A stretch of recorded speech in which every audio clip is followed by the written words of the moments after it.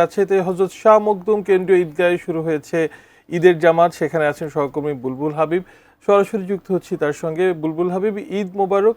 রাজশাহীতে প্রধান এই ঈদগাহে নিশ্চয়ই ঈদের জামাতও ইতিমধ্যে শুরু হয়ে গেছে। আগত মুসল্লিরা কিভাবে ঈদের জামাতে শরিক হচ্ছেন, ঈদের আনন্দ আসলে রাজশাহীতে কেমন দেখছেন ঈদের এই সকালে?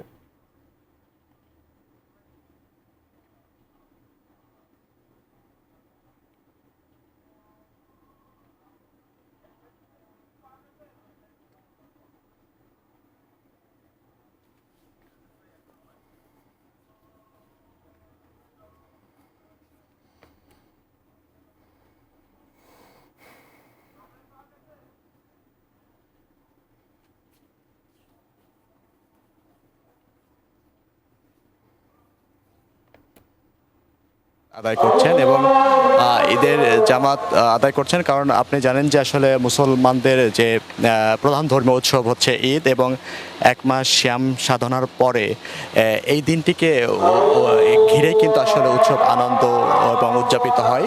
এবং সেই উৎসব শ্যাম সাধনার পরে মুসল্লিরা কিন্তু এই রমজান ঈদ উপলক্ষে কিন্তু একটা নানা ধরনের ব্যস্ততা থাকে, আয়োজন থাকে, এবং ঈদের নামাজ তার মধ্যে সবচেয়ে প্রধান গুরুত্বপূর্ণ একটি কাজ। এবং এই ঈদের নামাজের পরেই কিন্তু প্রধানত মুসল্লিরা তারা একে অপরের সাথে তাদের কুশল বিনিময় করবে, কোলাকুলি করবে, এবং একে যে পারস্পরিক খোঁজখবর সেই খোঁজখবর নেবে। এবং এই ঈদগাহের যে জামাত অনুষ্ঠিত হচ্ছে সেই জামাতের মধ্য দিয়ে কিন্তু আসলে সারা বিশ্বে মুসল্লিরা যে নিপীড়িত নির্যাতিত হচ্ছে, বিশেষ করে গাজার উপরে যে আক্রমণ চলছে, সেই আক্রমণে কিন্তু আক্রমণের যে বন্ধ করা এবং সেই গাজাবাসীর জন্য প্রার্থনা এবং দোয়া কিন্তু অনুষ্ঠিত হবে। এটা যিনি এই ঈদগাহের মাঠে নামাজ পড়াচ্ছেন, ইমামতি করছেন খতিব মাওলানা মোহাম্মদ কাউসার হোসেন, তিনি কিন্তু খুতবার সময়ে সেই কথাগুলো কিন্তু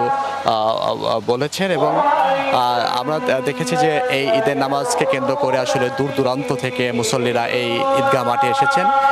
শুধু এই ঈদগাহ মাঠে না, এর বাহিরেও কিন্তু আপনার দ্বিতীয় প্রধান ঈদ জামাত অনুষ্ঠিত হয়েছে টিকাপাড়া ঈদগাহ মাঠে, এবং তৃতীয় সকাল 8:30টায় হবে রাজশাহীর যে 0 পয়েন্ট বড় মসজিদ রয়েছে সেখানে অনুষ্ঠিত হবে। এর বাহিরেও কিন্তু আমরা দেখেছি যে শতাধিক স্থানে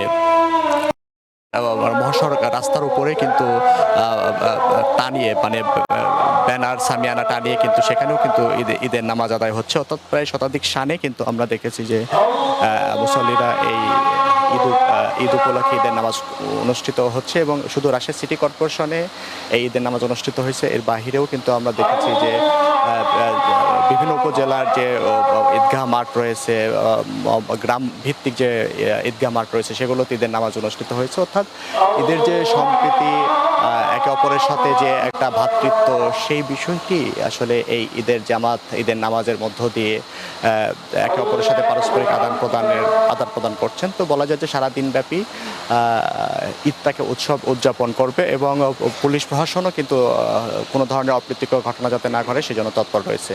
তো এই ছিল এখান থেকে ঈদের নামাজ যে অনুষ্ঠিত হচ্ছে তার খবর।